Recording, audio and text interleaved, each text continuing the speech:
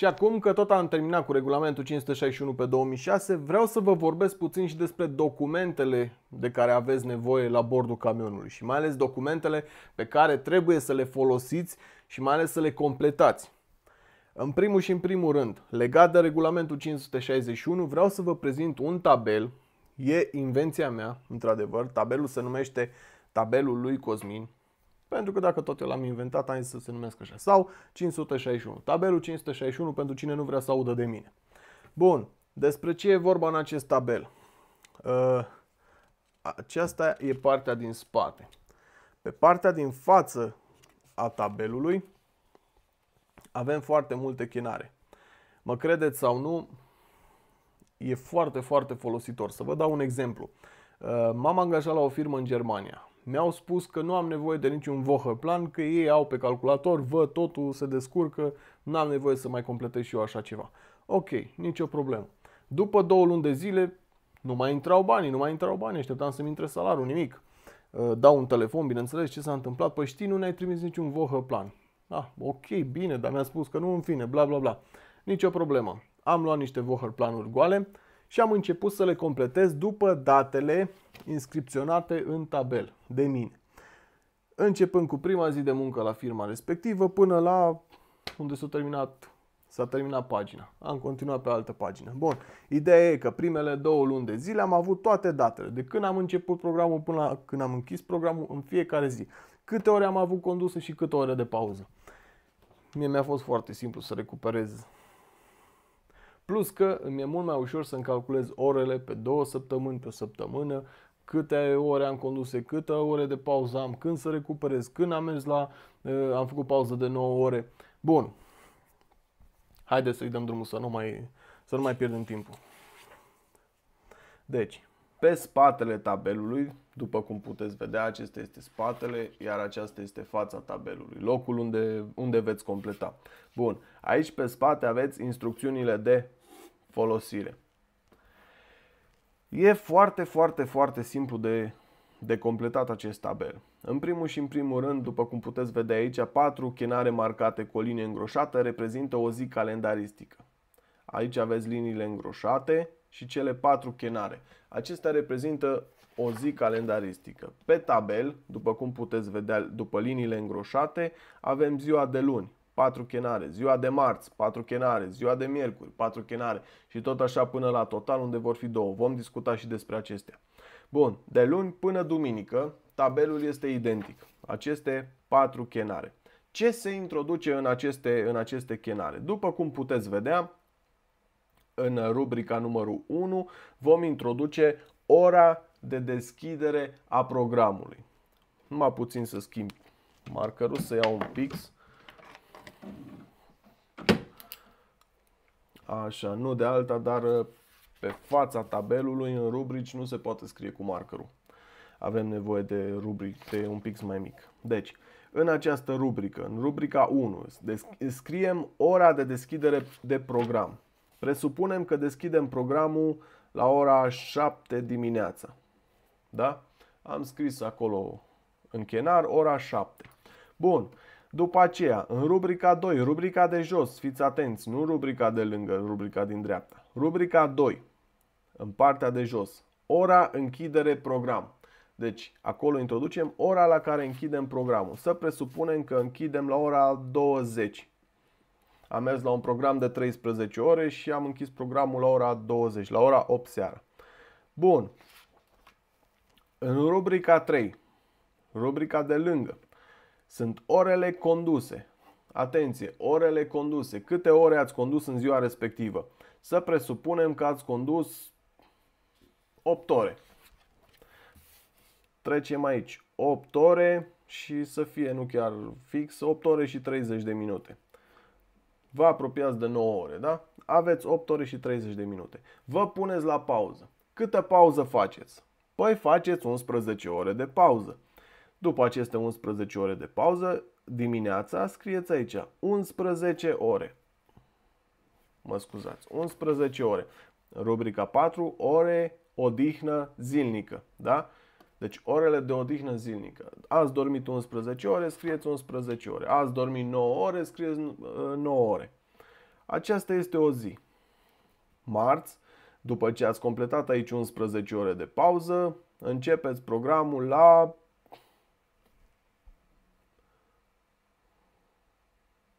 7 dimineața. Pentru că ați închis programul la ora 8 seara, faceți o pauză de 11 ore, dimineața la 7 puteți începe din nou un program. Să presupunem că marți conduceți la 15 ore, adică, după cum v-am explicat, urmează să faceți o pauză de 9 ore. Dumneavoastră puteți merge la 15 ore. Seara la ora 8 constatați faptul că încă nu ați terminat de încărcat sau de descărcat sau încă mai conduceți și aveți ore de conducere pentru că a stat foarte mult la o încărcare sau la o descărcare. La ora 8 seara, dumneavoastră încă mai aveți posibilitatea să conduceți și atunci spuneți că mergeți la 15 ore. Da? Asta înseamnă ora 22. La ora 22 cel târziu ați închis programul și ați condus 8 ore și 50 de minute. Bun, după acest program, miercuri dimineața când vă treziți, bineînțeles faceți o pauză de doar 9 ore, pentru că ați mers la 15 ore. Eu tot timpul pun o steluță aici, mi-e mai ușor de găsit zilele în care merg la 15 ore. Și văd pe săptămână am o steluță, 2 steluțe, 3 steluțe, știu sigur că nu mai pot să merg în săptămâna respectivă la 15 ore. Și o să-mi văd de treabă și o să merg normal la 13 ore. Deci o să fac 11 ore de pauză, 13 cu 11, 24. Sper că ați înțeles despre ce e vorba. La începutul fiecarei săptămâni se scrie data zilei de luni, urmând ca celelalte zile a săptămânii să se calculeze. Ce înseamnă asta? Să presupunem că luni dimineața sunteți în data de 20 ianuarie 2016, da? Dumneavoastră a scris aici frumos 20 a 1. Știți că luni e 20 a 1, marți e 21 a 1, miercuri e 22, mă înțelegeți? A 1, 23, 24, 25, 26. Lunea următoare suntem în 27 a 1 a 2016. Ne-am înțeles și începem un program nou. În funcție de când ați terminat aici pauza de 45 la sfârșit de săptămână. Bun. La final de săptămână există rubrica total, împărțită în 2 sectoare. Vedeți? Doar 2 sectoare. Nu mai e ca în timpul zilei, când aveți 4 sectoare. În cel de jos, în rubrica 1, se notează orele conduse pe acea săptămână. Deci, în partea de jos, la rubrica total, se notează orele conduse. Să presupunem că ați condus 45 de ore. Da? Săptămâna în curs ați condus 45 de ore. Nu mai completez pentru miercuri, joi, vineri, sâmbătă, că nu mai are rost. Duminica de cele mai multe ori rămâne liberă, sectoarele de aici rămân libere, deoarece nu prea se lucrează duminica, decât dacă sunteți pe perisabile, pe ADR, sau un echipaj cu așa ceva. Bun.